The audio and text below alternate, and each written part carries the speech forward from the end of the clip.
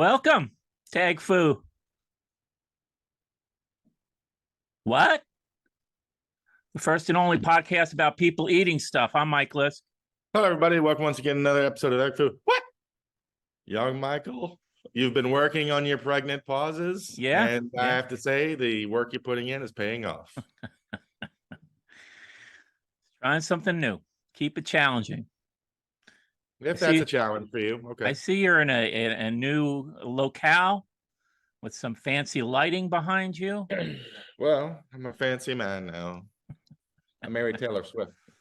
No, I've been home sick all day. But like you said, shut the hell up. You have a show to record, so I'm here. So I remember saying that. Well, you sure it was me? I mean, the threatening voicemails, you don't have to send them every hour on the hour. Break you better shit. I'm gonna break your freaking head. So I'm feeling all right. Thanks I know you're concerned. Your voice is good. What is it? Just general body aches or a little personal, Mike? I don't know. It's a lot of questions. Well, it is, I guess, the beginning of flu season.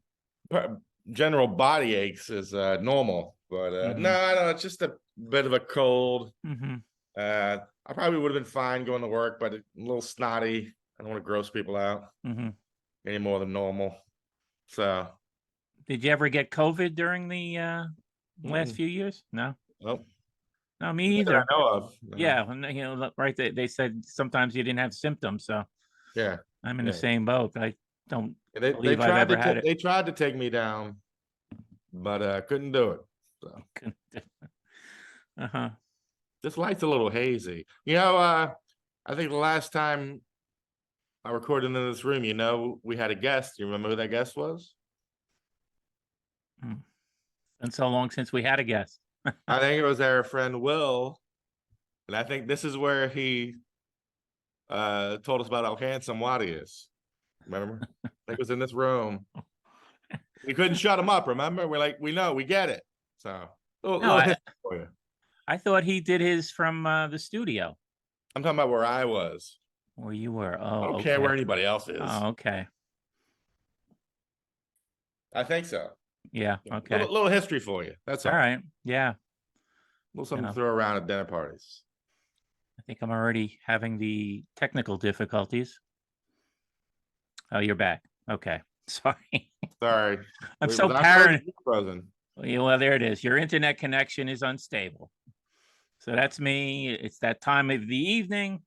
I was having difficulties the other day at this time. It's a bad time for some reason. That doesn't make sense, though. You think I'm just giving you. You think this would be the opposite because people are in their cars going from work to home? No, I'm thinking the kids are home and it's the kids on multiple devices. Yeah. I'm not worried about the parents. I'm worried about the kids. I think the kids are overwhelming the system. That's my theory based on data I've been compiling. Yeah, I'd love to see the research. Well, the research whenever you have it all compiled and ready to go. Well, I do the AB. We do this show earlier in the evening. We do the best show later in the evening. I don't have half the difficulties I have with the best show that I have with this show. I would say it makes zero sense that this would be a worse time. You keep telling me this, and yet the problems persist. I'm saying they may persist, and I don't have the problems later on. I'm saying the problems persist, but it's not because of the time. Other than maybe you seem to think it's 1999. Well, they even run ads. I have Optimum. And they show you this graph about peak periods of the day for user use, and they're trying to sell you the upgrade. They want me to get the fiber. I'm like, how many upgrades can I get? Can I just get one thing that works? Is that asking too much? I've got one device that I use. It makes no sense. Every night, I'm generally in a small space with at least two other people. We're all streaming. And one of us streams while gaming. So and it's in a building where everybody else is doing the same thing. You clearly have better Wi-Fi, you know? That's what I'm saying. I'm Yeah. saying it's not the time. It is the So I time don't for know. I know me, you for went. me, not for you, for I'm me. saying.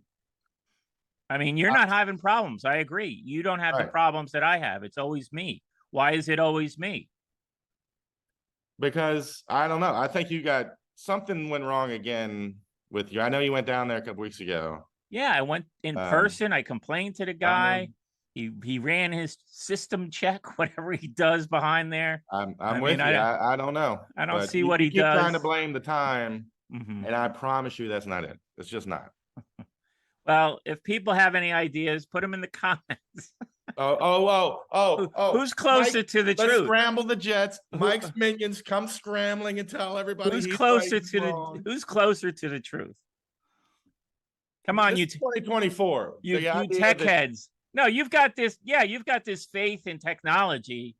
No, it's not faith in technology. It's the fact that it's 2024. There should be no problem at all. Well, 10 years ago, 15 years ago, you could kind of go, well, I don't know. It's ridiculous. I don't know what's going on, but I don't know.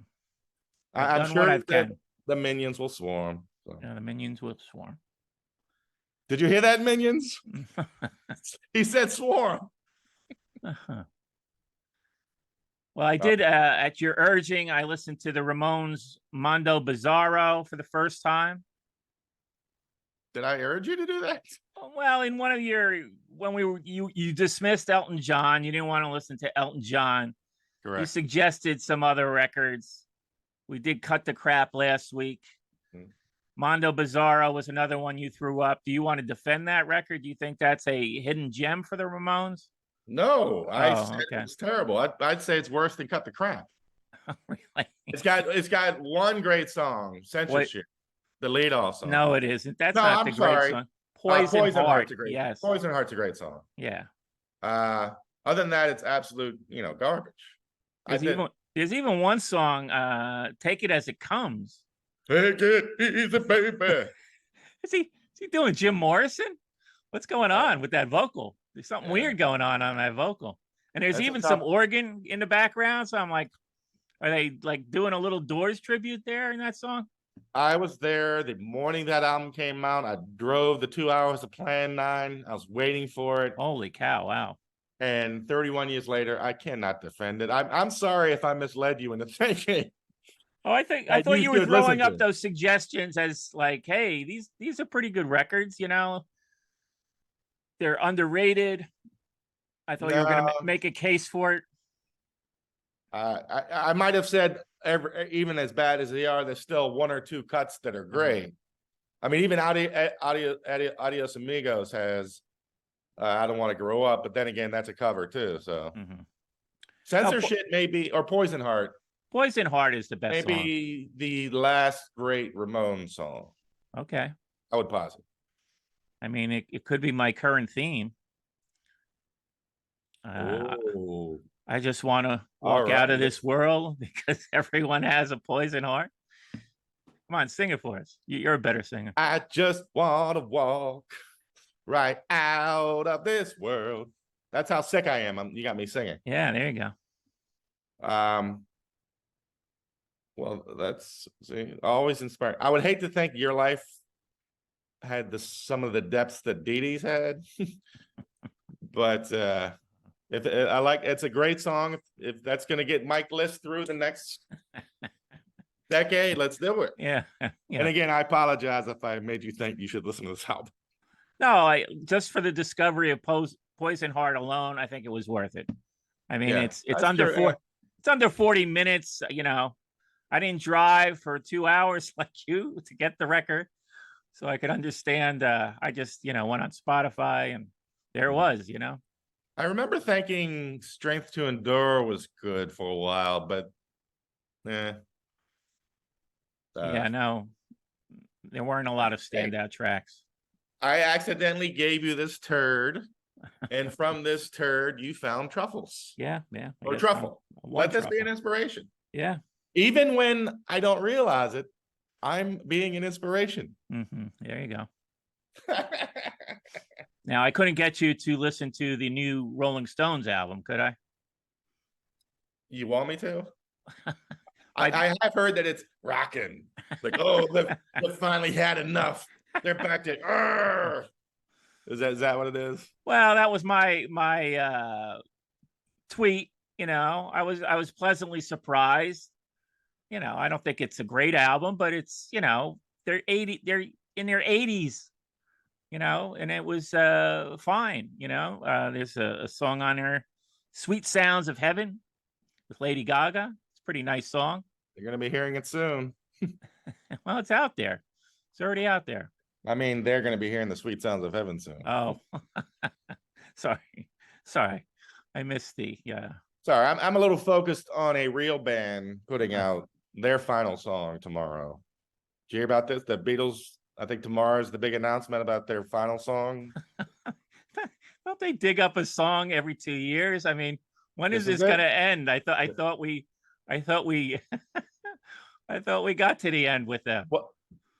Well, I will say it does have a. Now you're not as much. What was with the bird and the flying around? What was that song? It's called "Free as a Bird." Free as a Bird. Wasn't that their last song?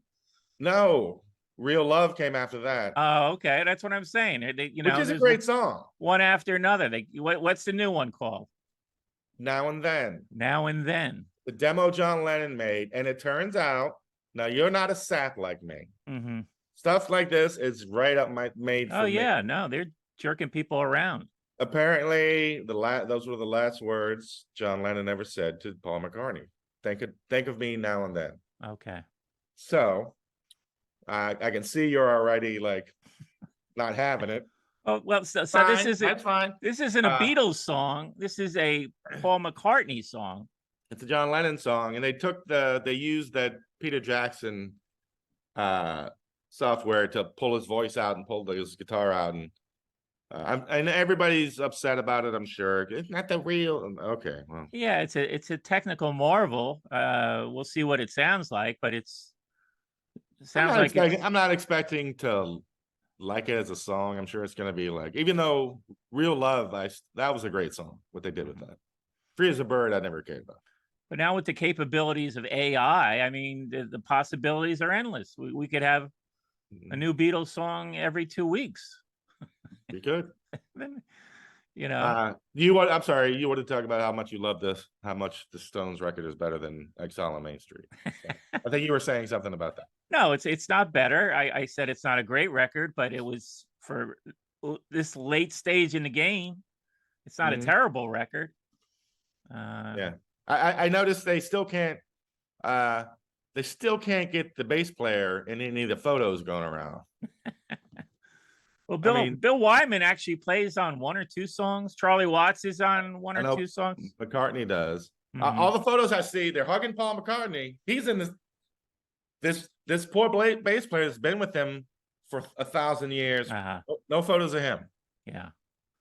Well, I guess they have a it's unfair. Yeah, I agree. But it's weird. It's the boys' club. What do you have to be British? What would you give it 1 out of 10? What's your first? Well, your initial reaction was to come back at me with a Pitchfork review. Do you really take Pitchfork reviews seriously? No. No. What did I say about Pitchfork? Well, I've been high this whole time we've been doing this show. I don't remember any of this. No, this happened on Twitter. Oh, so I kind of just said, "Hey, this isn't a bad record for a bunch of geezers," and then you responded with the Pitchfork review of like 4.5, one of their dopey reviews where it's. I thought you were gonna say I made a joke like Pitchfork gave it an 11. No. What do you give it? So you didn't read that review either? You just saw the score and thought it would be funny to send along? It sounds like something shitheady I would do, yeah. Well, what's your favorite Stones album? The Mick Taylor era. Is it Exile, that run? Yeah, Exile, Sticky Fingers, Let It Bleed. Let It Bleed, yeah. What's your least favorite of any of those? They've had Voodoo Lounge. I don't mean like Emotional Rescue or whatever. Voodoo Lounge, I don't think I've ever listened to more than once. Even though I went I went to the tour. Or you say go back further? Before some girl, let's say before Goat's Head Soup. But they're one of those classics that you're like, eh. Well, Goat's Head Soup was not one that I ever really played a lot. I love Goat's Head Soup. It's got two yeah, of my no, favorites. Got Winter on there. Yeah, I know you guys are always making a case for that song. And Oh, sorry. No, it's a good song, but nobody knows it. You know, it's like, well, I'm trying to help. I'm trying to help with that. You've got this. Which song is it again? Say Winter. Yes. It's Star is great. It's a fun run. Yeah. And there is a sort of live. I guess they did a remastered. They're doing all these reconfigurations, and they put out like a box set, you know, and it had like a live show on it. Mm-hmm. But the box set, if you wanted to get the box set with the live show, wait for the new album. No, for Goat's Head Soup. Oh, right, okay. They're going through their catalog too, like everybody else, you know. Yeah, anniversary box. They've done that for the last 40 years. It's constant. Yeah. But the last one they did for Goat's Head Soup, there was a live show from that era, and it's fantastic. I know it's on Spotify. I guess you can find it other places, but it's relentless. I mean, it's a really good show. Mm-hmm. I just remember one of our many debates. You were always taking the Beatles over the Stones. What's the debate? Who do you prefer? Come on now. Who was it? You and Will? Yeah. We usually gang up on you. It was 2-on-1. Although Will agrees with me, it should be. Although I guess he would put Stones Kinks, where I've always said it should be Beatles Kinks. Mm-hmm. Sorry, Stones. Yeah, come on. You can't honestly think that. It's just what I play more. What did I connect more with? So obviously you play the Beatles and Kinks more than the Stones. It never sounds like you went very deep with the Stones. I mean, what was your interaction like? I mean, they didn't touch me or anything. I mean, I'm just saying. I love the same songs as everybody else. It's I love that same run, the Exile, Let It Bleed. Mm-hmm. I love Between the Buttons. I just don't. Besides the usual thing where they've embarrassed themselves the last 50 years, not even, but in terms of music, up through, let's say, Exile or Goat's Head Soup. Like, it's like, yeah, they're the best bar band in the world. Great. Here's another song about, hey, I'm going to come fuck your girlfriend. Hey, blah, blah, blah. This is another euphemism old people say about sex. Wow. All right. I would think you would have. Even Keith Richards said it was sad how pathetically they tried to replicate the Beatles. They do Sgt. Pepper, they do Satanic Majesties, whatever. Yeah. Every once in a while, when they do something interesting, it was great. Like She's a Rainbow, right? Something like that. Well, I'm thinking the earlier period would probably be more appealing to you than, the harder rock of, the Mick Taylor era. I like the Mick Taylor era. No, all their earlier stuff is so blues based. It's just the same, yada yada yada. I used to like the Stones. I used to love the Stones. Probably arguing with you and Will pushed me to hate them, if I'm being honest. And again, I'm not even getting into the whole why they keep doing it for 50 years. Who cares? Wonderful, great. I'm sure if I fell into a Stones show tonight, I'd be blown away. But the idea that at any point in their career, they were on the musical level as the Beatles, to me, I want to say is total nonsense. I don't want to be a jerk. I'll say is a bit, come on. That's all. Well, they were competitors. I think they goaded each other, and I think it was good for both bands. I don't know if the Beatles thought they were competing, and I'm not just saying that as a dick. They say shorter people notice height, tall people don't. I think it was one of those things. They'll say it was a friendly rivalry, and and I'm not saying it wasn't, but I don't think they were shitting themselves. Oh my God, what are the Stones gonna do? Like Pet Sounds, got their asses, or at least Paul's in the gear. Speaking of the Beach Boys, I went back and I just Googled songs Brian Wilson wrote, and he wrote.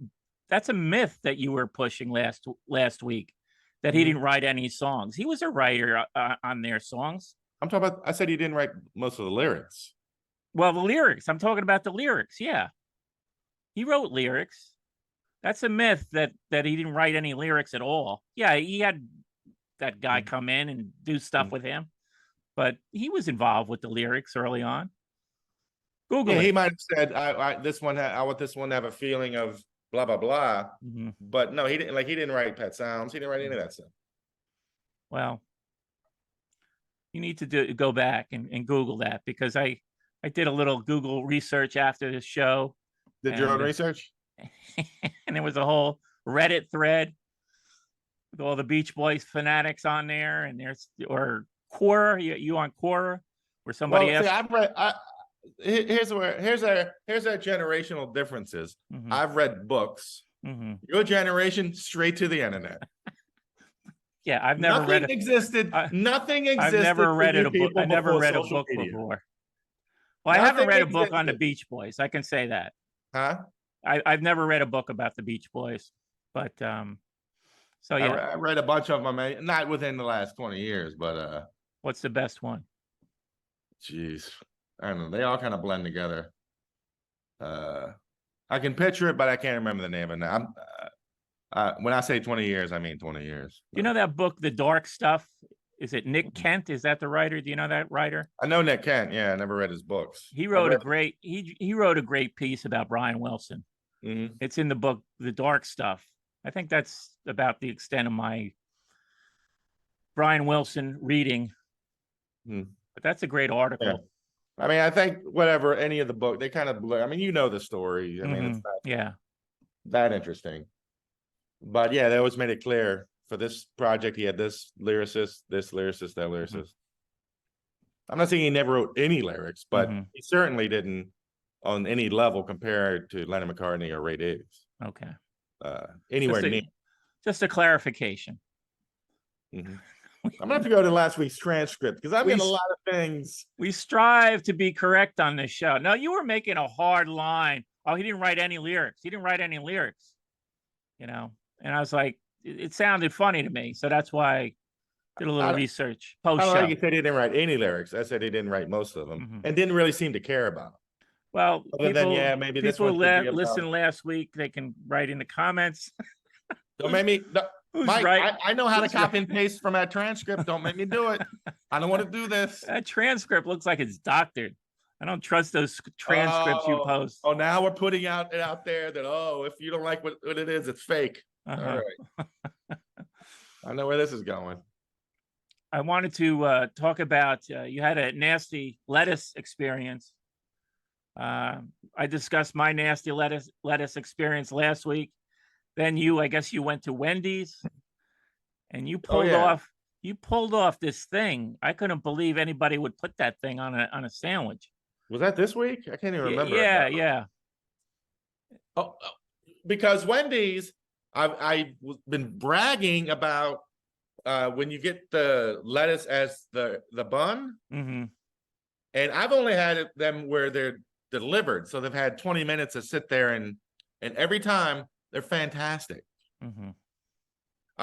Meanwhile, I forget which sandwich it was. Yeah, I'm like, what the? And I pull that turd toilet tissue thing out. I was like, really? I spent so much time bragging about Wendy's lettuce. Yeah. The crunch, the crisp, and then I get this thing? Yeah, you jinxed yourself. I jinxed myself, but bad juju. The lettuce wars roll on. Like I said, I walked back into my work cafeteria. Boom, crispy lettuce.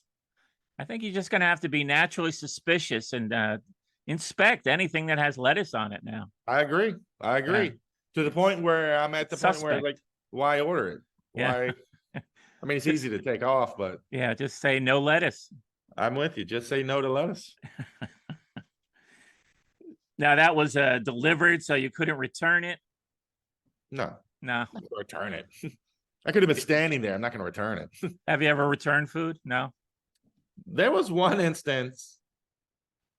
I'll have to talk to some friends of mine who are with me. There's no way I can patch it together how funny it was. We were at a McDonald's. I go to sit down. First thing opened up, something was wrong. So I go back, come back. They got that fixed. Open up my next thing, it's wrong. And like, long story short, it was a series. Like, I had to go up like 5 different times. Wow. Each more comical than the last. Like, to the point where I'm like, I hope the next one is messed up, because it's really, we were just howling. I'm like, how many more, you know? How many things? It takes a lot to get me to return something, just because, you know. I mean, how many things can go wrong with it? What was it? A Big Mac or?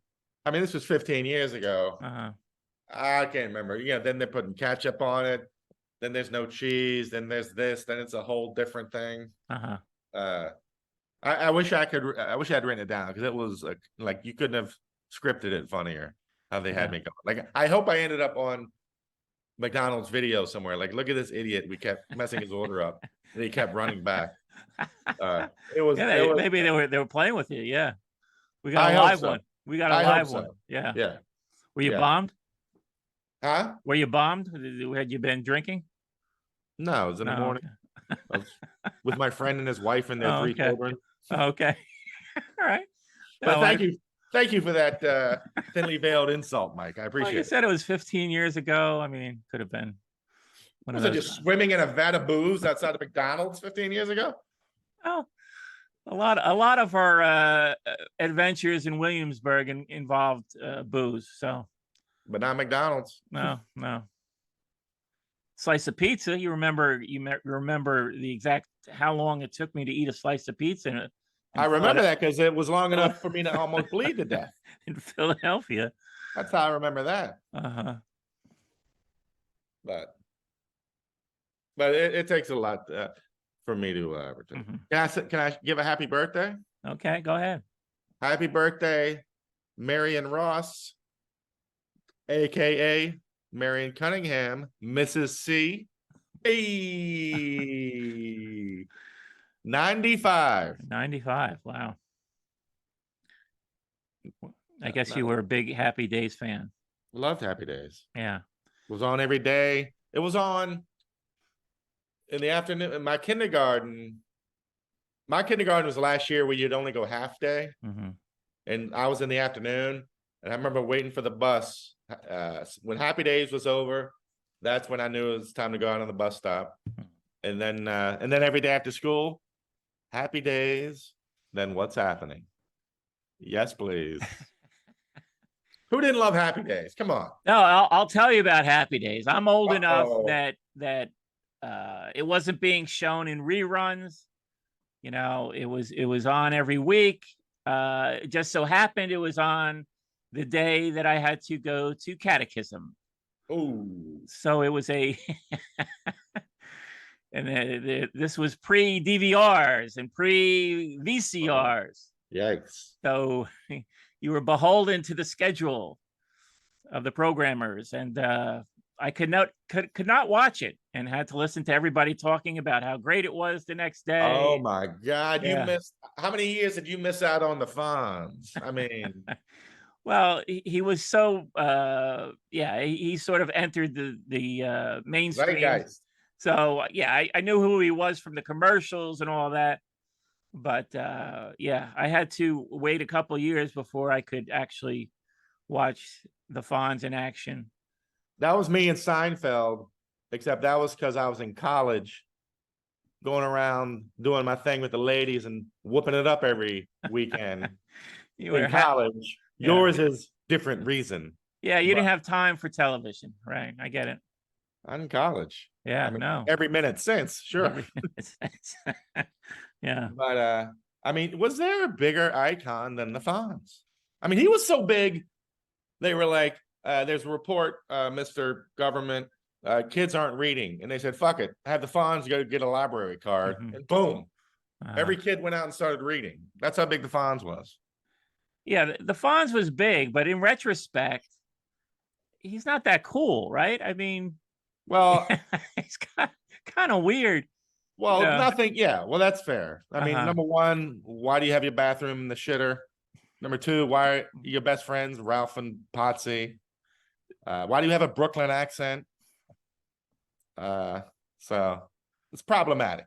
Did you ever see the movie Lords of Flatbush? I don't know if I've sat through it. I've seen it enough to know it's. I mean, I guess that's what got him the job.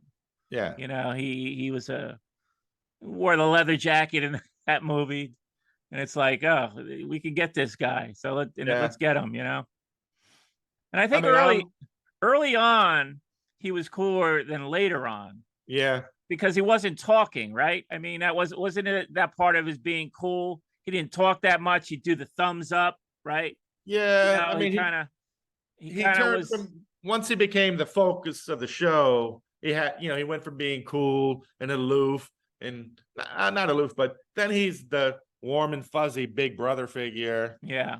He's like another son to the Cunninghams.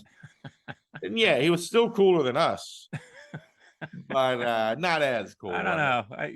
I thought towards the end he was a complete dork. You know, they kind of really. Then he's teaching, he's principal. He ended racism in one scene. That was nice. Did he go to the moon? I didn't stay with it until he went to the moon. Went to the He moon. became an astronaut. Well, they make this thing about how ridiculous it is that he jumped the shark, right? Uh-huh. That's Right. the fans' expression. Oh, they go out. Can you believe it? They have him skiing over sharks. How Right. that is the dumbest, most ridiculous. But then wasn't it an Evel Knievel thing? yeah, He jumped over a pool with a shark in it or something. in the ocean because they were out in California. They were in Hollywood. I defer to Now your this authority. episode, right? Yeah. So this episode popped up a couple weeks ago. It has its own channel on Pluto TV, which let me take a moment. I love Pluto TV. Get Pluto TV. It is the greatest. It's free. 20 movies at any time. Happy, whatever. I've given my thing at Pluto TV. You're the best. I love you. And so I'm like, oh, this is the one where he jumps a shark. I hadn't seen in a while. And then if you remember, it's like a 3-part episode where like parts, really?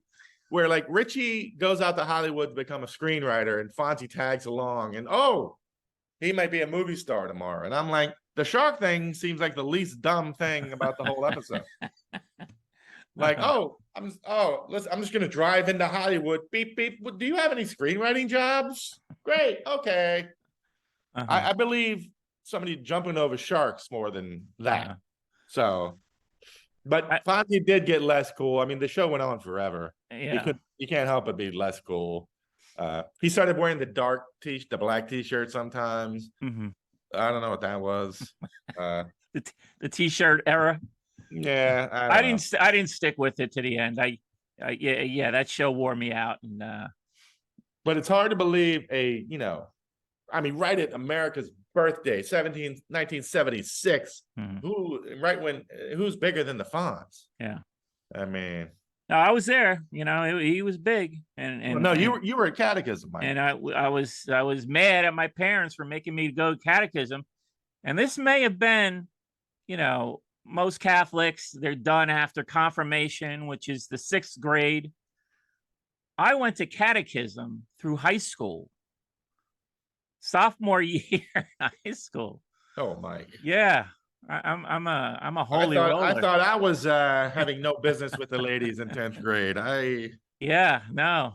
And it was a big deal that me and my brothers were able to get us to stop. I think my sister almost went to the end of high school. We went to like sophomore year. And then finally, we talked our parents out of it, Wow. It was just too much. That's when it comes in handy being one of the only Catholics in a small Southern Baptist town. Not a lot of Catholic activities to have to go to. But did you get confirmed? I got confirmed. You got confirmed. I don't like that tone, Mike. Yes, I got confirmed. I'm okay. And it was the biggest nothing in the world. Like, can you remember your confirmation name? I do. Mark. Okay. I think it had been my dad's. So I used that. And I think I'd built in my head because, you're like 11 or 12. And I think my dad was like, nah, your life's going to change or something. It was nothing. Zero change. I don't know what I thought. Like you know, here comes the curtain, and I am backstage at a Stones concert. And Yeah. what No. did you think after you got confirmed? No, it was another, sort of, they build it up and, hey, we get a new name we'll never use again in our lives. I can't believe I remember it. Uh-huh. And Mine to was be honest, John, I'm not sure I'm right. I went with John, a popular name. Yeah. And that was as far as I think that was as far as you went in my church. Yeah. Like I said, if we'd, my family had never left Boston, I grew up in Boston, I'm sure, Yeah, well, that's it. Yeah. I'm sure. Yeah. the Northeast and is more the major leagues Yeah. of Catholicism. That's true. One of the few things I'm grateful for growing up in the Deep South, not having to go to catechism. Yeah. So happy birthday, Mrs. C. Let's get one. Let's get one for the fans, Mike. Hey. Ah! There you go. But I will say, I posted about him a couple weeks ago. I will always love Ralph Mouth. He will always be one of my favorite characters of all time. Oh, okay. Not a lot of screen time, and for some reason he felt like he was better than the show and he left. But he was better than Potsy. He was better than Potsy. Oh, Potsy's a dipshit. Potsy was nice. Ralph was actually funny. He was one of the rare. Yeah. Some sitcoms are just nice, and there's some. He was really funny. Yeah, he had a harder edge. Well, when he did that cowardly line, like Frady Cat thing, like hiding in lockers, and you hit the locker, and Ralph was like, remember, I'm sorry, I just have to say this. When they had a fake, it was some Halloween episode. Maybe I'll rewatch it. I can't remember the whole thing, but long story short, they're in the Cunningham's house and there's a coffin and they're trying to scare somebody who thought that Fonzie was dead. And so they're going to play this scary song. Like when the guy walks in, Richie's supposed to put on, hit the record, it's supposed to be like, ooh, or something. Yeah. And Richie puts it on. And all of a sudden you hear, take out the papers and the trash. And Ralph, under pressure, Ralph looks up, does the Ralph Mouth guys and goes, the flip side, oh ghoulish one. Please. I'm on the floor now, and I didn't even do it right. So, as we say, happy birthday, Miss C. We say we love you, Ralph Mouth. Where's that reboot? I posted a joke about a reboot a couple weeks ago. I'll dig it up, see if I can put it up there. I was in the a Chipotle the other day, and someone's doing well. Whoa, I am gonna have to see it was a treat. Actually, what ledger, Mike? I was treating myself. Oh, so isn't that funny? I stopped. Never any money around, but I ended up getting on a long line. It was around dinner time, so there was a bit of a rush, and it's like only one guy behind the counter. I felt sorry for the guy. There's all these other people in the background. I'm like, I keep expecting one of them to see the dilemma. This poor bastard stuck by himself doing everything. What are they doing in the background? Well, are they singing and dancing? Or they're just like doing something, moving around. There was one guy kept, he changed the some of the the ingredients. But yeah, there was no urgency, which I felt like they should have been looking at the line. Hey, let's help this guy out. We can do this other stuff later. Were you the only customer? No, I was on a line. It was a long wait. Usually I go in that place and there's no wait. But while I'm waiting, I'm seeing all the people that called in their order ahead of time. So there's a bunch of bags sitting off to the side. People would come in to the pickup area and they would say, oh, what's your name? And they give their name. And I'm like, wait a second. Greg has one of the most common last names in the country, probably. Thank you, Mike. That's nice. Where it stands? I mean, have you ever seen it listed? Smith Jones, up there. No, it's up there. Yeah. Yeah, but it's got to be quite common. Very common, yeah. And all over the country.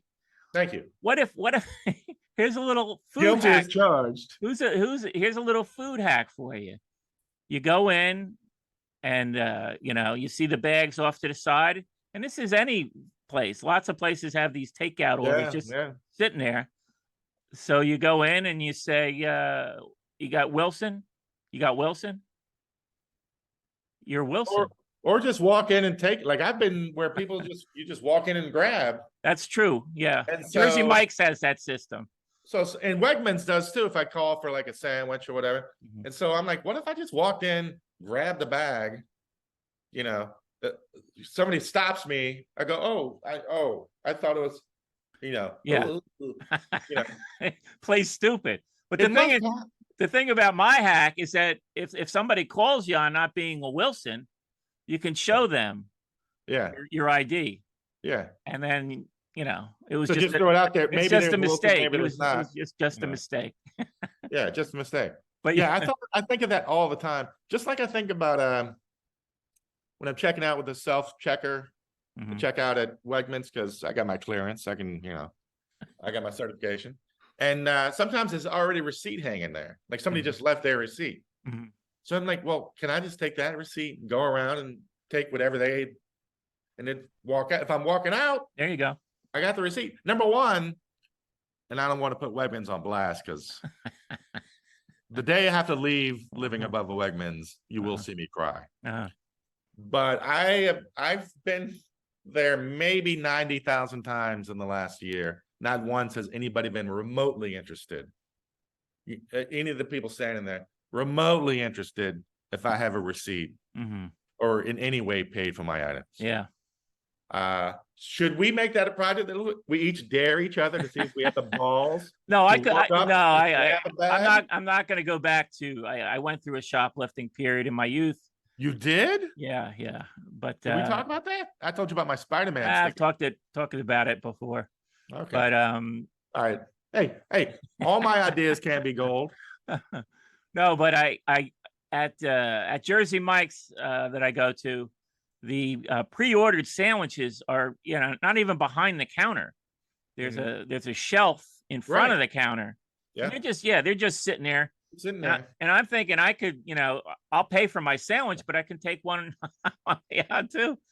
They wouldn't even say anything. It's like a social experiment. Just walk up, see. They don't give a shit. What do they care? Yeah. It's like I get all this anxiety if I go for a second free sample at Costco or something. Yeah. Shoplifting is fashionable in general now. So I don't know about that. I got a little spidey bullshit senses about that. But you see, no, you're right. You're right though. They sit those bags out, and I'm like, I can't be the only person who has wondered, if you can get away with. Should I try that Wegmans receipt thing? Give me the okay, Mike. Tell me if I should do it. That's up to you. I mean, you see a receipt just hanging out all the time. Yeah. I mean, not every time, but one out of every 5 or 6 times. And that's just the one I'm at. I haven't even thought to look at all 20 of them. Of course, there's probably a receipt hanging. Yeah. Well, that's a lot more time dedicated to crimes than we usually do, Mike. No, we should move on. So what happened with your Chipotle? No, I got my thing, but like I said, I had so much time sitting on the line observing what goes on there that I thought of your little hack for you, Wilson. Just come in and, when they ask you what your name is, you say Wilson, and maybe there's a Wilson behind there. Who knows? And then I do the, let me check one. Oh, damn it. It's a different. Sorry. Yeah, you can do a little routine and walk out if there's no Wilson. Nothing for Wilson there. All right. But thanks for looking out for me, Mike. Something to think about. I don't have anything for you. Well, we did something a little different this week. We tried out the chili. I was going to ask. I didn't even know if you had actually done it. Oh yeah, I did. I did it today. I spent hours painstakingly putting together an incredible video, and you just said you did it, and that's it. Well, what? I have to do another video? That's redundant. We don't need photos. I'll have photos. Yeah, I got photos. All right, walk me through it. People will see the photos. I got the Hormel. Right. I actually had different variety. I saw that you went with the turkey and bean, if I'm correct. Well, I've noticed this the last couple of times. I thought it was just they're out. They don't seem to have regular meat. The regular Hormel with meat. It's turkey. I have that. Yeah. Which to be honest, to be fair, I couldn't tell the difference anyway. So, but you got the turkey with bean, right? right. Okay, so we both got the turkey with bean. This was the first time I'm having Hormel chili. When I opened it, It is. yeah. Hold on. This is 2 firsts for me. Hold on. I'm not joking. I need a second. You've known me for 25 years. Yeah. You've never had Hormel chili? Yeah. I mean, I make it. I make my own chili. It's not that hard to make. I mean, I've made a burger before, but I've been to McDonald's. Wow. Okay. Yeah. I'm sorry. That is a reset for me of my whole brain. Okay. Sorry. So when I opened the can, I had like an instant flashback of when I had to feed the dog and open a can of dog food. I mean, it is a pungent odor that you're greeted with when you open delightful. that can. I love it. And I did check the expiration date. It was 2026. Plenty of time. So I guess it's still fresh. Perfect. Still fresh. That's what I said last time. I said they'll check in 2026 and be like, yeah, it's good for another couple of years. So yeah, and so I plop it into the pot. Of course, I had to scrape out the bottom stuff that's stuck. I mean, it does stick to the bottom of the can.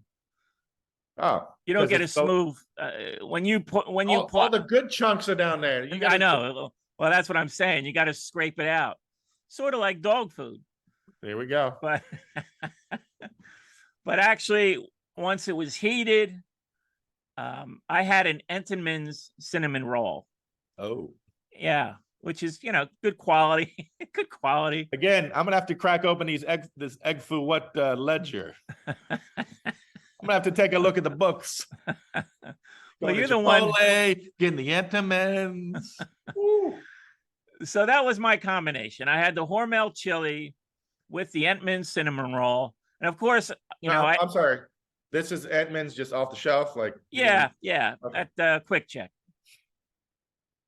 Still waiting for that Quick Check sponsorship money, by the way. So, all right. So, what was your experience? You had the Hormel, and then you. I'm sorry, you didn't watch the video? No, you made. Well, I'm talking for the audience who may not have seen your video. I have to say, it dawned on me. I got the Hormel, and I got cinnamon rolls. I guess they were Pillsbury, whatever, the regular. I cooked mine. Yeah. Because that's the kind of effort I'm happy to put into this show. Yeah. You and in the books. And then all of a sudden it dawned on me, I had assumed you dump the chili on the thing. So at the last second, I just checked Jessica, Nebraska, who hooked this whole thing up for us, had a couple of videos. So, and I realized it's just eating the cinnamon roll while eating the chili. Yeah. Yeah. So I was like, oh, well, that's not as crazy as I thought. The long story short is the Hormel was amazing. The cinnamon rolls were just garbage. They were like eating wood. I don't know. Wow. I don't know if I ran out of icing. I don't know. They were terrible. So the extra effort didn't pay off. Not at all. Wow. As always. I thought maybe that would have enhanced your experience. No, they were terrible. The cinnamon rolls were really just like little blocks of tasteless stuffing. Not good stuffing. I mean, like stuffing of a pillow or something. And yeah, I thought it was something more exotic as opposed to this and this. So I don't know. So you're saying it was not a good experience overall? Well, I'm saying I'd loved it with a better cinnamon roll.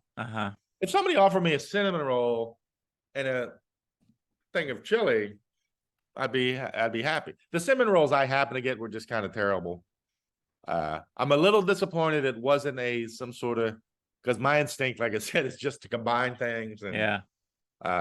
But I think if I had like more the real deal, it'd be a lot better. I don't know. I mean, the Entenmann's cinnamon roll was a good. We get it, Mike. We know where you got the roll. We get it. I'm trying to get a plug. Maybe get them to sponsor the show. Yeah. But that was fine. The Hormel was fine. You won't see a picture. I did sort of overload it. I put some some grated cheese. I put some sour cream and some onions, some chopped onions. Why not just take it and dump it in the toilet? Is that the kind of respect you're showing Hormel? Yeah, I did not expect to enjoy the chili that much, so I did try to mask it with all the other stuff. But that's the way I like to eat chili anyway. I like to throw the other stuff in there. I usually do too, but Hormel Yeah. doesn't eat it, bro. Yeah. No, I got a spoonful unaffected by the toppings, and yeah, it was fine. I thought it might be terrible, but it wasn't terrible. It wasn't as good as my chili. My little McGregor's back of packet recipe. Right. Well, let's focus on the actual combo. Now the combo, I tried to get this synergy going. I mean, I'm putting. Yeah, I scooped mine. You saw in the video. I scooped mine. I didn't get to the scooping, but I'm taking some chili. I'm taking a bite, so the things are sort of together in my mouth, trying to get this synergy going, and it wasn't doing it for me. To me, it felt like having a meal and dessert at the same time. I think if I had a cupcake or or a piece of pound cake, it would have made no difference. It would have been just as odd. I like those things and they taste fine, but do I have to eat it right now in combination with the chili? I wasn't getting the synergy. Yeah. I totally missed something because I had it built in my head like, oh man, this is going to be crazy. So I might have missed something. We might have missed something too. But it was fun to try it. Yeah, it was an interesting combination. Yeah. We're willing to try things out, but I have a feeling that you just had to, as most of the people reported, that they were introduced to this in grade school. So it was just something they grew up with, and so that's true too. Probably they weren't brainwashed; they were taste washed.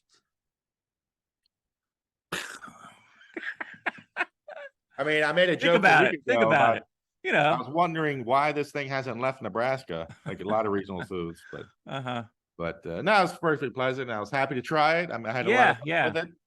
Again, if like I'm anywhere and somebody says, "Here's a cinnamon roll and chili," fantastic.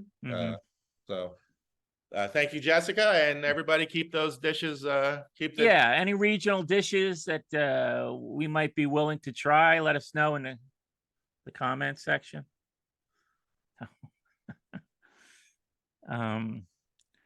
You can tell me how great the video was. Yeah, the video was great. It was. What do you do that in? Is there some program? Proprietary, Mike. Proprietary. No. If you could, I should do a video of me putting together these videos, because anybody, like any 14-year-old kid will watch this and be like, this could have been done in about 8 minutes. Oh, it takes a long time? For me, because I forget every time I do one, I totally forget everything I learned. I never fuck up something. I mean, the stop motion takes a long time because I have to take a picture every time. Yeah, okay. But then after that, the editing part, somebody who knows anything could probably whip it up in about 10 minutes. It takes me most of the day. But all right, well, you're putting the effort in. I appreciate that, and the end product was good. It was good. Yeah, I had fun. Yeah, enjoyed it. So. I know it's you a soup guy? Not really. Kind of a soup season now going on. You're not a soup guy? I'm trying. I wish I was, because soups just seem healthier, even though they're not. And a lot of salt in them. And I have a thing in my head. I don't think of soup as like real food. I think of it as like something you eat while you're waiting for food. Which is stupid. Like I should some just of them vegetable soup every day, but some of them can be quite hearty, and rather than having a sandwich, have a bowl of soup. Seems to do the trick. I like Progresso.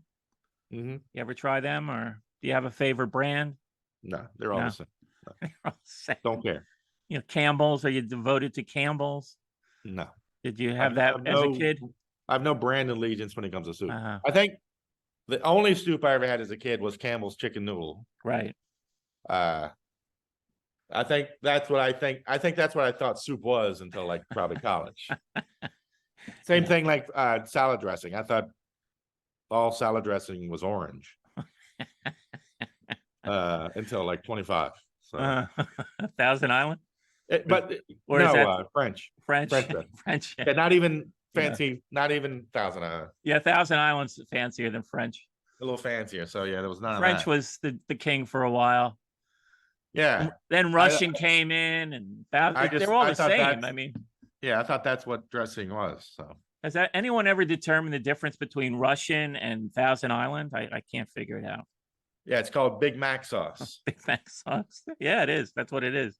But if soup, like I love wonton soup, obviously. But then again, when I say that, what I mean is I like picking out the wontons and eating them, and then bitching and moaning if there's not enough pork. If a soup presents itself to me, I'm happy to eat it if it's good.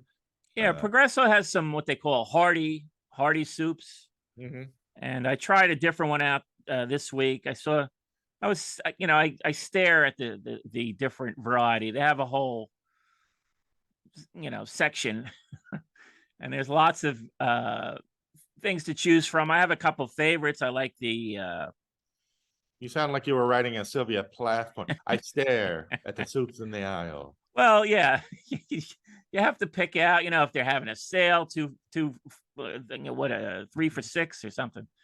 But I like the chicken sausage gumbo. I saw this woman come by and swoop down, and she just grabbed the chicken corn chowder, which I never had that one before. And it wasn't bad. Filling, like I said. If you don't want like a heavy meal, have one of these soups and you're good. Well, what's the old Donovan McNabb one? The chunky ones? Like I've had those, and those are like, oh, they're heavy. Yeah, sirloin. You ever have the sirloin burger? Yes. Yeah, and it's great, but it's like this isn't soup.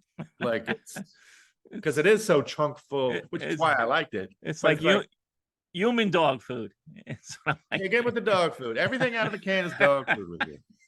Sort of like human dog food, yeah. Well, I think somebody came around liking that dog food chili. So, but why were we talking about soup? Just brought it up. I think in my head, it's food related. Sometimes we don't talk about food enough, and I feel like we got to get back to the food. Well, interesting you say that because I didn't eat all day. I was sick until I got my appetite back. So I thought for a treat, I would show you what I'm about to eat. Okay. I've never done this on camera. Okay. What do you think I got? Well, I just saw a Tupperware lid come off. So this is leftovers? No. No? Chinese food.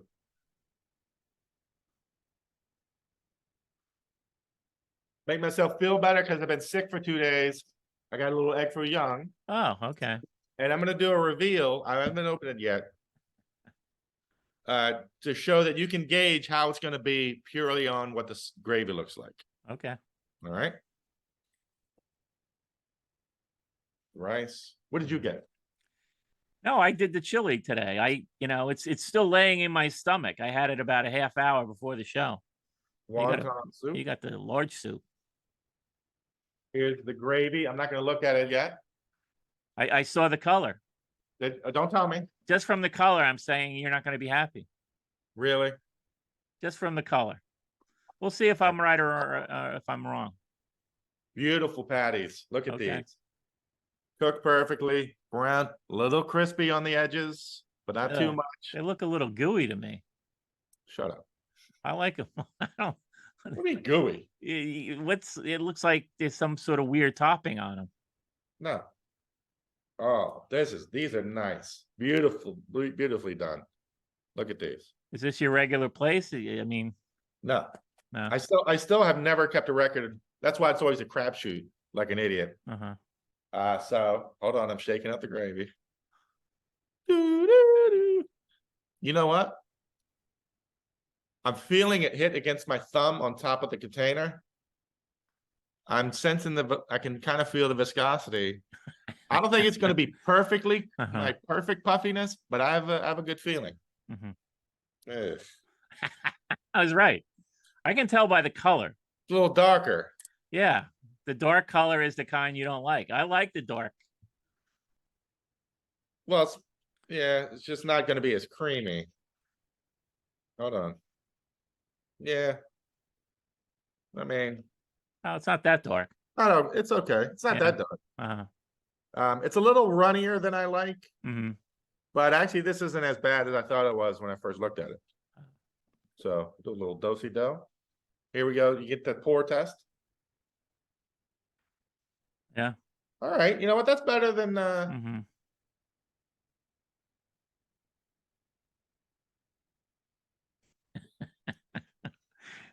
These patties are huge. All right, here we go. You put all 3 in there? No. Oh. Even I can't eat all 3. You know what? It's not perfect gravy. It's not, as you say, top shelf. It's next shelf. Next shelf. Okay. Yeah. I'm happy. I'm pleased. Okay. But it's not Grey Goose, but it's absolute. Right. Yes. Right. And can I say something? I'm a little overwhelmed with pride right now at the work I've done over the last year for you to be able to spot through a Zoom call instantly. Yeah. In an instant. No. I'm putting up a good front here. Yeah. I wanted a little tear to come down. I am proud, Mike. I'm well versed in egg foo young and the gravy. Now, what do you do with the rice? So the rice doesn't even figure in with you? I mean, if I wasn't eating in front of people. Like later, with the last patty, I'll dump some of it in, mix it up. If somebody came up right now and walked away with the rice. The rice is not essential. And like you say, the patties are so heavy that you don't need the rice. Well, plus I just got the regular white rice. You know, if I had like pork fried rice, that would be essential. But okay, last bite. Sorry. Come here, you. All right. There you go. That was the other weird thing with the cinnamon roll and chili for me. I didn't know what to drink with it. You always drink water, I guess, with a meal? What does that mean? I'm just asking what what do you drink with a meal? Iced tea. Iced tea. Okay.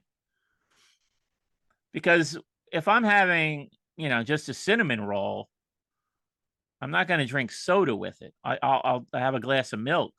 This place didn't bring me a napkin, Mike, so I'm going to have to, sorry. Use your shirt. It's a sleeve. They cost $14. I'm not using the sleeve. And so I didn't know what to drink with the meal. That was a weird. You drank iced tea when you had the cinnamon rolls and chili? 99-cent Arnold Palmer, bro. I dedicate this to Big Pa. He knows who he is. It doesn't matter. He'll never hear this. Now, there's alcohol in that, right? No. It's half lemonade, half tea. Oh. But there is an alcohol drink called Arnold Palmer that's got alcohol in it. I used to sell it. The big you can put alcohol in it. You sound thirsty tonight, Mike. Well, yeah, you're right. I am thirsty. I'm out of water. I didn't make a water pickup today. You gonna have water out of the tap? No, I get like a 30-pack of the Poland Spring. Really? Yeah. When did this start? I started getting water when I was with my father, trying to encourage him to drink water, which I was not very good at, not very successful. Never met anybody who was so reluctant to drink water. But okay, well, I was going to pretend to accuse you of using all the egg foo money to buy fancy water, but now I feel like an idiot. No, I just should have got out today. I didn't get out today, but No, my go-to is iced tea. mhm. It's some version of iced tea. So. You get the store bought, or you mix your own. You get the mix. Ever since, no, I'm too lazy for that. Again, Wegmans, they have this blueberry. I think it's Arizona. This blueberry iced tea, Oh my God. and I've gotten at least. My teeth must look like I drink red wine all day. I'll go through 4 or 5 jugs, gallon or whatever a week. Oh wow. I can't stop. It sounds Meanwhile, terrible. I'm Though. like, Blueberry? A blueberry drink? Blueberry. Well, Ugh. it's iced tea. You can't really taste the blueberry, to be honest. It's like slightly more flavorful tea. Mm-hmm. And I wonder if they've called this Wegmans like, what's going on with the blueberry tea? Like these things are flying off the shelves all of a sudden. Because I've never seen anybody anywhere ever drink them. But sorry about the water sitch, bro. That's right. I'm going to keep you on this long as possible now. See how long until you crack. Right. I'm literally dehydrating. But Not funny at our age. I thought I'd bring up a couple Halloween items since Halloween. Yes. I was going to say if you wanted to run through that New York Times best of movies, but they did a Halloween movie thing. Yeah, just like here's the 25 movies you should watch. What was in the top 5? Do you remember? I don't have to remember. I kept it up on my browser. Oh, there you go. To please you. I don't know if this is ranked as much as they're like, hey, here's classic ones you should watch. Halloween, The Exorcist, Friday the 13th, Nightmare on Elm Street 2. Yeah, okay. Nightmare on Elm Street. Get Out, which I wish had the different ending, but yeah. Blair Witch Project. I think we talked about that last week, right? Yeah. Would have been if I hadn't found out right before I went to it. It wasn't that it was. If I had watched it thinking it was real, like I did, like 10 minutes before I went in, I'd have shit my pants. Ringu. Never heard of that. Nosferatu. Have you ever actually watched that? Yeah, I think I've seen it. Is it like a full movie length? Or? Yeah, I don't think it's that long. A lot of those movies aren't that long. Is Freaks on the list? Let me see. Candyman, Jennifer's Body. I'm sorry. No movie can be super scary if you're looking at Megan Fox the whole time. Sorry. Yeah. It's not happening. Suspiria. Have you ever heard of that? Suspiria. Sorry. It's an Italian movie. Steve. It's an Italian movie. 1977. Yeah. What do you think? Yeah, lots of people like it. I watched it. I'm like, yeah, I don't get it. Was it in Italian? I think it was. I think even Martin Scorsese likes it. I mean, I don't get it. All right. I don't like horror in general, but it's rare that I do. Here's the last couple: Messiah of Evil. Never heard of it. Never heard of that one. Dead. Psycho. Yeah. The Wolfman.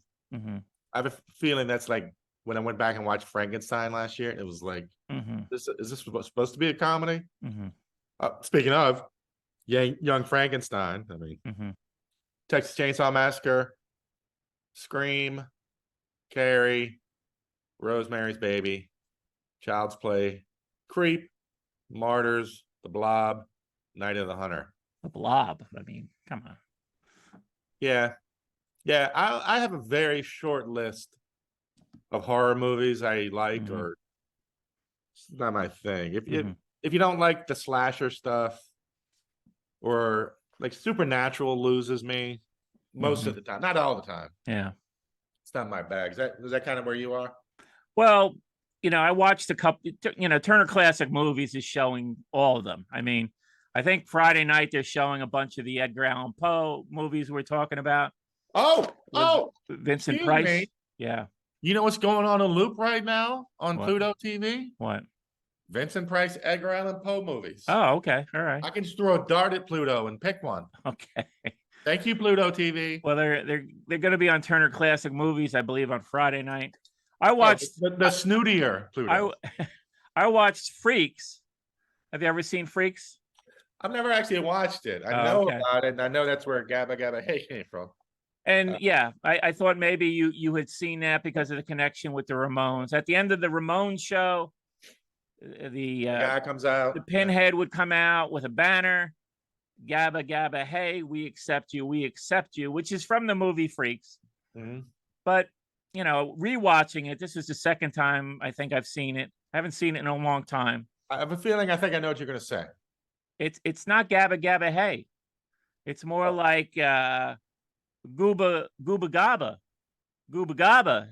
Yeah, We accept you. I think that's the story that got. They couldn't go. They couldn't do it exactly. They'd have copyright issues or something.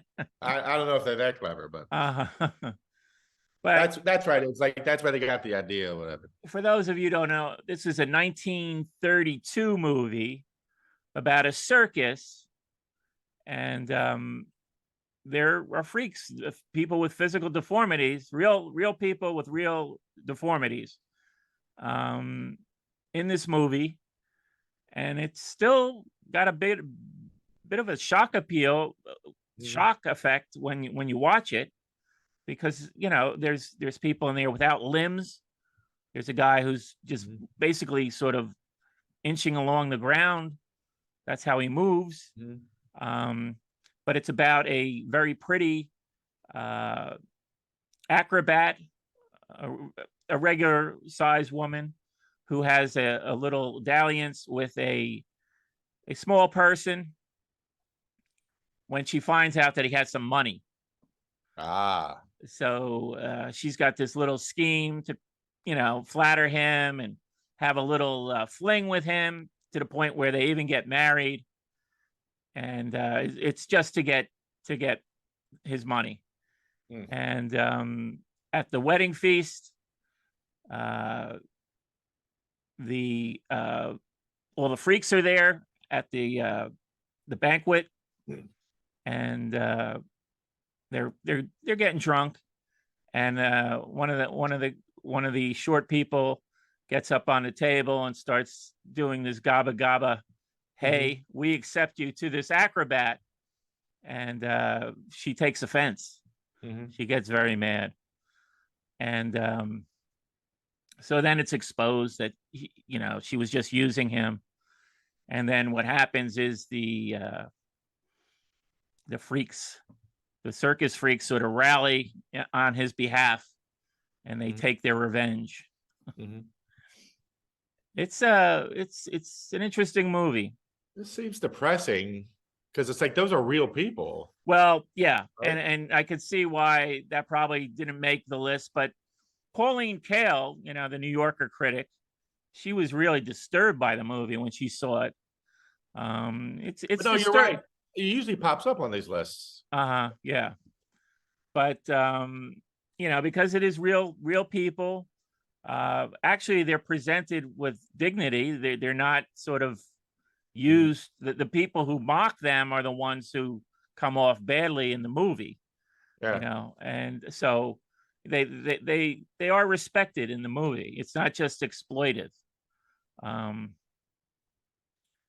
Have you ever did you have carnivals come through your town when you were young? I feel like I remember it once. I mean, you can't find a freak show anymore. You can't find. No, there was no freak show. Like, you can't find a bearded lady. I remember a Ferris wheel. I don't. Yeah, there was no freak show. Yeah. But one time, I went to the one Coney Island. Like this would have been my little brother came up to visit and took him to Coney Island.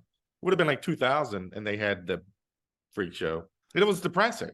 Was it? Yeah. Probably because, not even because of the freaks, but because it was like 2 PM. It's one of those things where it's like they're sitting around smoking. Oh, come on in, see the show. They're like, oh, I'm the bearded lady. Ooh, So they had a sword swallower. Who else did they have? Yeah, it was a sword swallower. That's tattoo man, maybe. Probably. Yeah, and they were just bored out of their skulls. I think that was what was depressing. They were like, I remember one time, Carnival came through town, and they had it was animals though, and they had like a midget horse, and you had to pay extra to go see this little horse that was behind like a barrier. And my brother, yeah, he's like, he forked it over, and I'm watching him walk over, and yeah, he looks down, and he's like, yeah, it's a small horse. And he Awesome. just felt like he was cheated. But one time I was at a flea market near me when I was a kid, and there was a trailer, and it was advertising Cap D'Oie, the two-headed giant. Mm. And I'm like, wow, that's something that you don't see every day. Right. So Yeah. Well, yeah. so I was so To the point that intrigued. you think it would have been on the news or something. Well, this was a like a fossil. It was not a live Oh, two-headed giant. Yeah, let's not get carried away here. right. It was a fossil in a case. But I was so intrigued that I actually rode my bike home, got some money. I think I fished around through a couch to come up with the change, Yep. and then rode back right away. And then, yeah, again, it's always a letdown when you get in there. And I'm looking at this thing, and there's a lady in there. Here's, I give her credit. She found this sort of scam, and she was going to ride it around the country and make some quick money. She got me. But the thing was clearly made out of plaster of Paris. I could see the thing was flaking, It's like, and I didn't even have the guts to like point it out to the lady. Hey, you gotta, let's get the presentation a little better, Tighten it up. Tighten up the presentation here. I mean, I'm a kid, and I can see that it's fake. So yeah. You kids of the 70s, just worldwide. Couldn't put anything past you guys. But I guess that was the end of the freak era, which is, it's time for that to end. What just occurred to me? It's funny. I didn't think of this when I was talking about being a Catholic in a small Southern Baptist town. Just this morning, I wrote about I posted about you watch Welcome to Wrexham? No. Anyway, it doesn't matter. It's a scene, and it's in a classroom, and it's a real show. It's a documentary. And the guy says they look like they're fourth graders, fourth graders, whatever. He goes, how many of you? Wrexham is a soccer team. How many of y'all are Wrexham fans? And most of the kids put their hands up, and there's this one girl, and you could tell she didn't really have, until she saw the hands were up, and then she kind of goes, does one of those things. Yeah. And it really touched me. I was like, this poor kid, like, she didn't want to feel left out. And I flashed right back to a moment. I was in 6th grade in Miss Thompson's social studies class, and I guess we were talking about world religions or whatever. And she said, is anybody in here Catholic? And of course, I should have known. I'm the only Catholic in the room. I start to raise my hand. Joe Pollard from behind me somewhere, R.I.P. Joe Pollard, booms out, ain't no Catholics in here. And like, just instinctively, I just, yeah, okay. Which is stupid. Yeah. For many reasons. One of which is, I'm pretty sure 2 seconds later, Miss Thompson said, wait, Greg, aren't you Catholic? And I probably said, yeah. And then nobody ever thought or gave a shit about it. But I saw that little girl do that. And I was like, gee, I hope she's not bummed. Because obviously I saw this in the show. I'm sure her and all her friends are going to watch it together. And, she had this sheepish, like, oh, everybody has their hand up. I'll put my hand up. I felt bad. I felt the connection with her in that moment. I was like, gee, I hope she doesn't feel too bad. No, you don't want to be the oddball in the 6th grade. Yeah, you don't want to stick out. Yeah. And to her credit, the next question was, how many of y'all have jerseys? I think that was too much for her. She was like, yeah, she's not even pretending to raise the hand with that one. Yeah. But yeah, and I thought right to that Catholic. It's funny we were talking about it. So another little girl in Wrexham, if you're watching, if you're listening to this, we got you. We're there in spirit.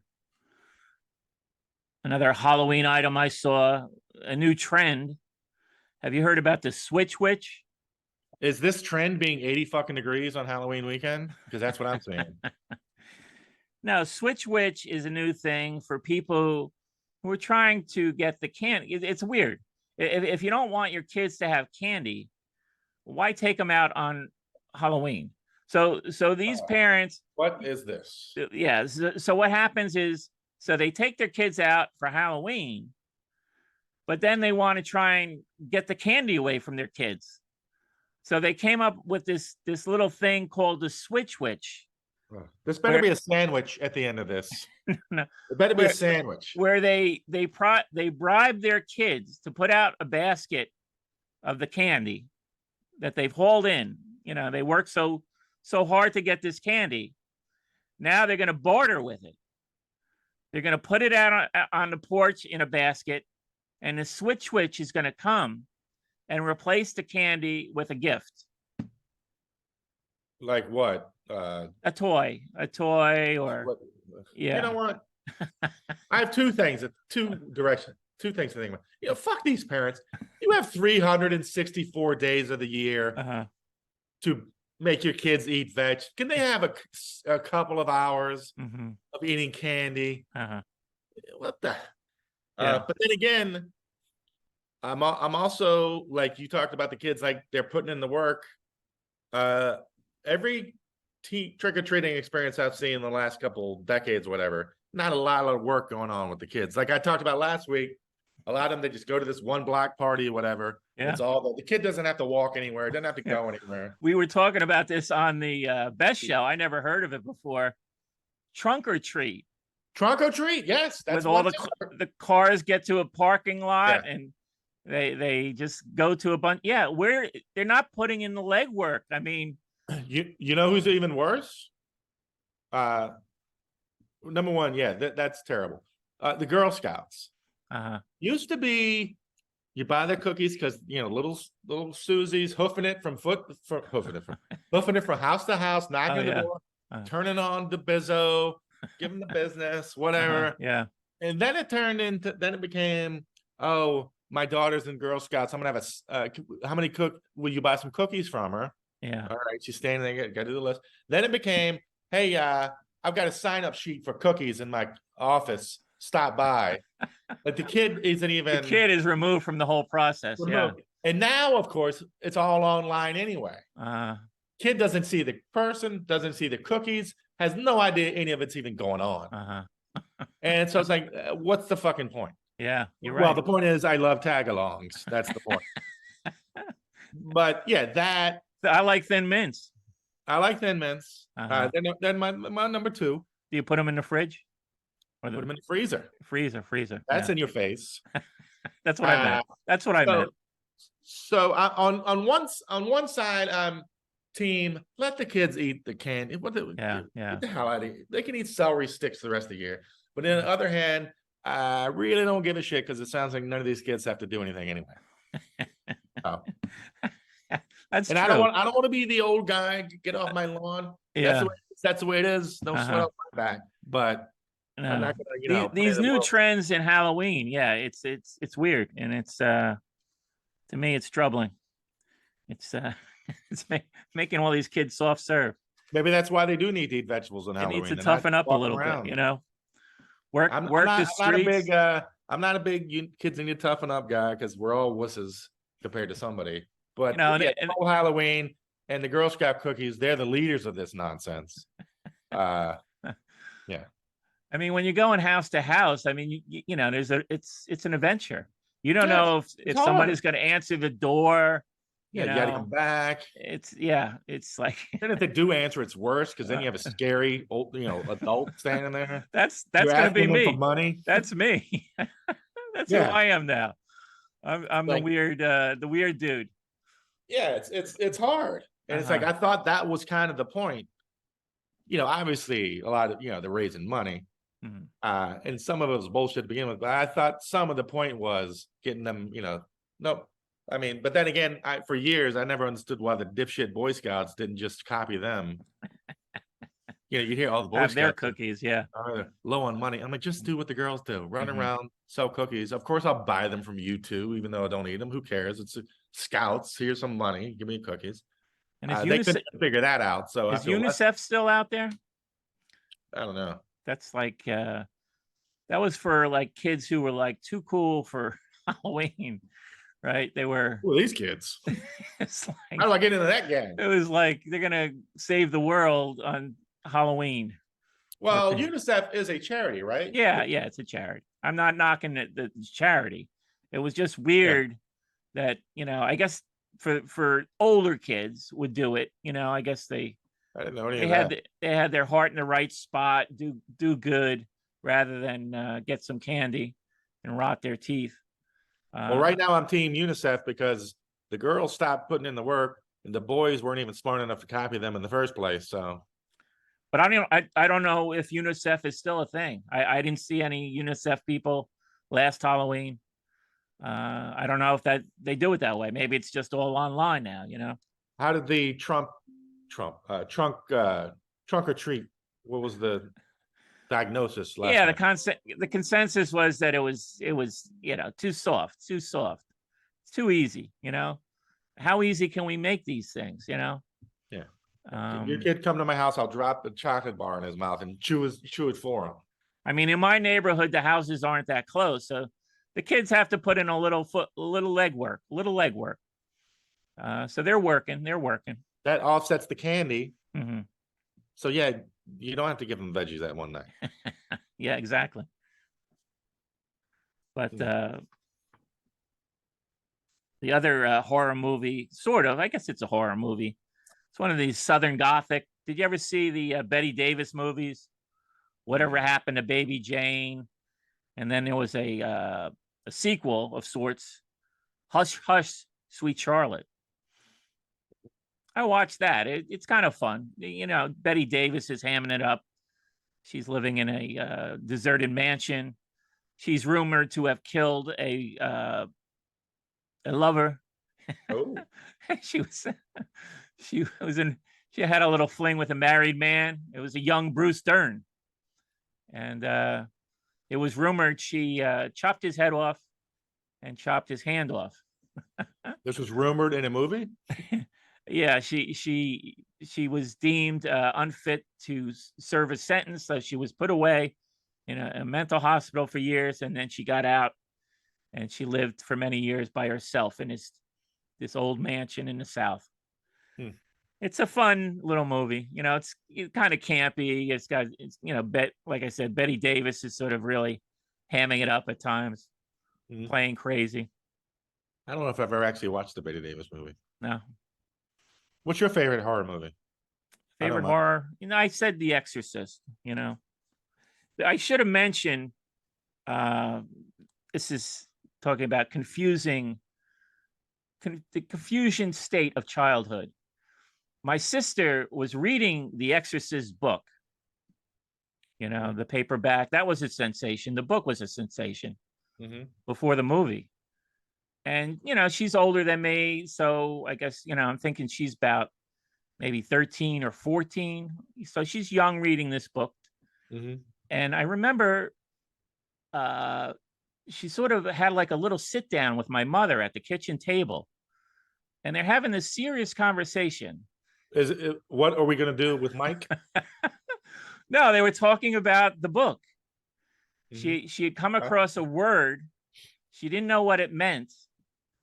And so and it was a word, believe it or not, there was a time when, we had a dictionary in our house, but, the bad words weren't in it, they were cleaned up. Oh. So she went to my mother and they're having this very hushed conversation. So I'm like, this must be serious. I'm like kind of listening. Right. And then I hear the word. I try to look it up in a dictionary. Can't find it in a dictionary. And then now I have to read the book. I'm that curious to find out what my sister. I read the book 2 years ago. You're not going to tell what the word is? Well, I'm not done with the story. Oh, sorry. I'll have a delightful wonton while you continue. So now I read the book and I come across the word. And the context was important. I could figure it out. And it was that moment when I discovered that the word, well, in my mind, I thought the word masturbate meant Mm. to penetrate with a crucifix, which seemed like a strange practice that would get its own word. But for I think a couple years, that's what I thought masturbate meant, to penetrate with a crucifix. You're not going to believe what I'm about to say, Uh-huh. but when you started floating this thing about a word, I swear to God, I thought, I wonder if it's masturbate. Or I'm not joking. But then you tied masturbating to with a cross. Yeah. You're going to hell, Mike. But I'm just saying, but this is well, we're back. That's crazy. We're back to the Catholic, and no discussion of sex, of course, in our household. My the sex education that my parents provided was, there was a book about boys, for boys, maturing boys. Right. It was sold out of the lobby of the church. So, so my mother bought this book. She gave it to my older brother, and I guess he was supposed to pass it on to me as I got older. This book was going to be our sex education. There was never a discussion. You hear these about the talk, but the birds and the bees, right? It's like you're going to sit down one day with your parents and have the talk about the birds and the bees. It never happened in my household. We got a book. That's all we talked about. We got a book, and then I don't think I even looked at it. Maybe I saw the diagram, but Wow. the diagrams of the genitals, and then eventually my mother threw the book out. It didn't even last that long for my younger brother, so they got zero sex education. But that's how I got confused by the word masturbate in The Exorcist. Well, let me ask you this, and I wouldn't if you hadn't already decided to turn this episode into a smut show.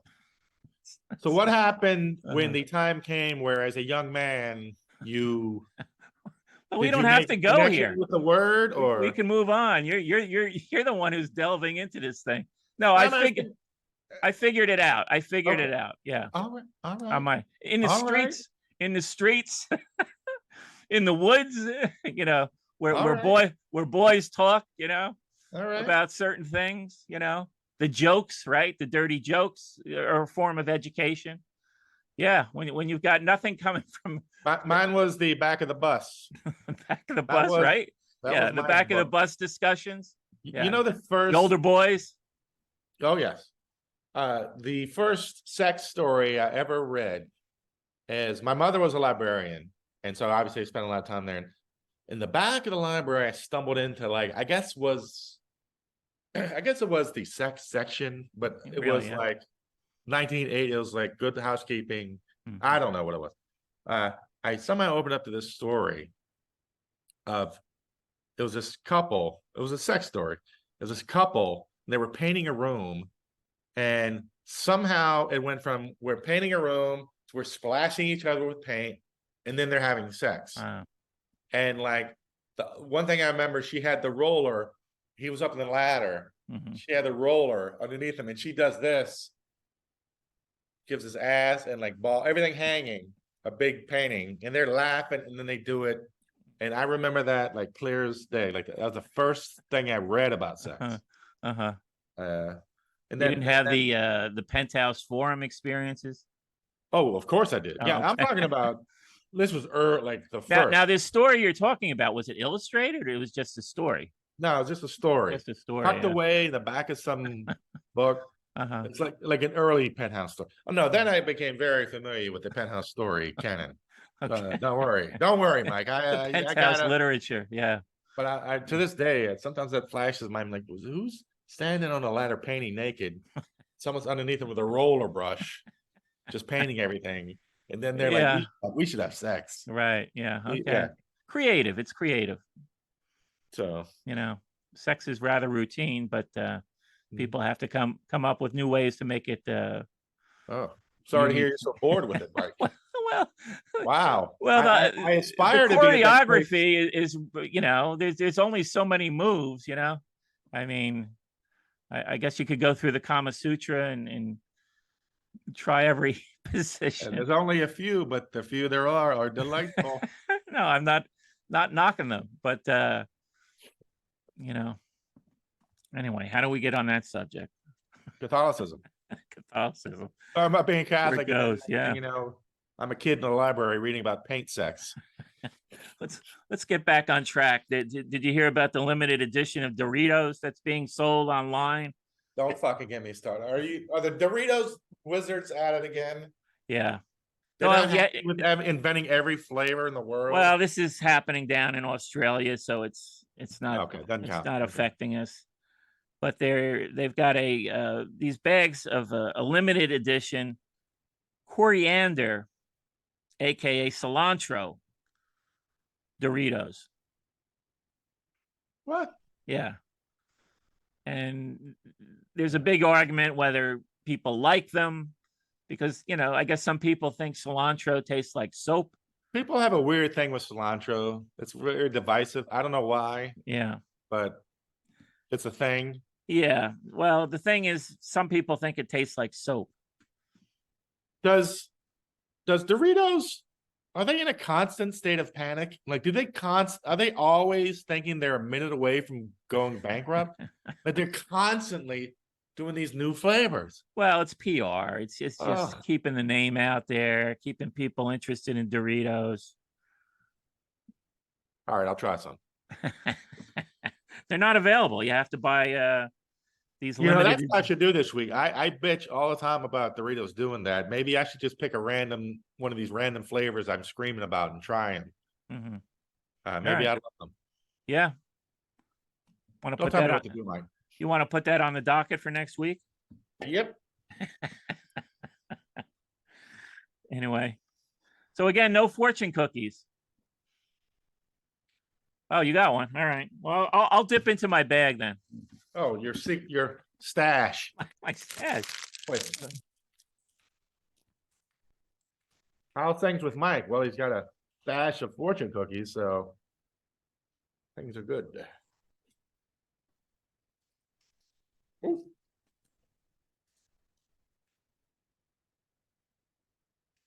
All right. Right now, there's an energy pushing you in a new direction.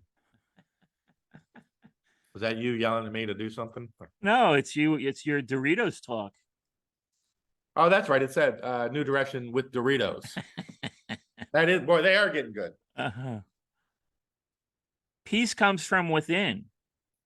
Seek it from yourself. That's bullshit. I don't know. Oh, you know what else is bullshit? I know you didn't finish To Kill a Mockingbird, but this quote popped up. I want to ask you about it. And it's one I've read it a million times. It's always popped up, and I'm always nodding my head like, yeah. So Atticus is talking to his kids about going through the whole court case. He says, I wanted you to see what real courage is, instead of getting the idea that courage is a man with a gun in his hand. It's when you know you're licked before you begin, but you begin anyway, and you see it through no matter what. You rarely win, but sometimes you do. And all of a sudden it dawned on me, I'm looking at it right before we started here, and I was like, is that courage? Like, you know there's no chance you're going to win, and you're like, fuck it, I'll try it anyway. Now that's defeatism. Well, and then getting lucky. It's defeatism, and then possibly it doesn't defeat you. Well, yeah, that's not courage. Courage is like you go in thinking you can conquer. If there's something at stake. Yeah, there's something. It sounds like I'll try it, but if I lose, it doesn't matter. Yeah, because nobody was expecting it. It's like when a couple of years ago I was doing social media for Audi, and everybody thought it was so cool because it's Audi, but it sucked because every single thing was, oh my god, you know, if you hit send, it's gonna explode because everything is so important, and so I didn't like it. Then got started on this tiny account that nobody cared about. Nobody wanted to do anything on. And so you're like, there's no, you know, everything is just a plus. And so it was just win, win, win, win, win. And so I feel like, I know that's not the thing she was trying to say, But reading it, I was like, it seemed like the opposite of courage. It's like, we tried, probably won't win, but it won't matter because one's supposed to win. No, I agree with you. That definition is off there. You know. I hate to. I mean, I've loved this book for 100 years. Mhm. I know she only died a couple years ago. Are we calling bullshit on Harper Lee's classic? Or I think so. Atticus Finch is one of the most beloved patriarchs in all of literature. But I think we're pulling the rug out a little bit. I'm gonna look into this a little bit. Did that make it into the movie, do you think? That quote? Yeah. Yeah. You think it's in the movie too? Yeah. Yeah. I mean, I saw the movie. It's one of the big, it's the whole, the music swirl. Yeah. No, I saw the movie a long time ago, so I can't remember the details. Well, Yeah. That's definitely a big, don't go, no piss break here. He's given part of the thing. And I always just nod in my head like, yeah, that's great. But now I'm like, wait a minute. I said, let's see what Mike has to say about this. Are you going to see Killers of the Flower Moon? I still haven't seen Oppenheimer or the other one that popped in my head was the Tarantino one, the big one, Hollywood, Once Upon a Time in Hollywood. I don't know. You never saw that? Oh, okay.